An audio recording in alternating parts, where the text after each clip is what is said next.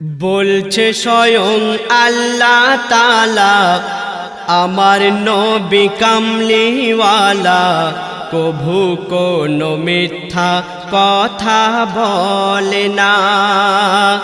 দয়ার নবীর যত কথা কোরআনের হরফে গাঁথা, আমার নবীর প্রতি সন্দেহ কেউ করো না, করো না। আমার নবীর প্রতি সন্দেহ কেউ করো না।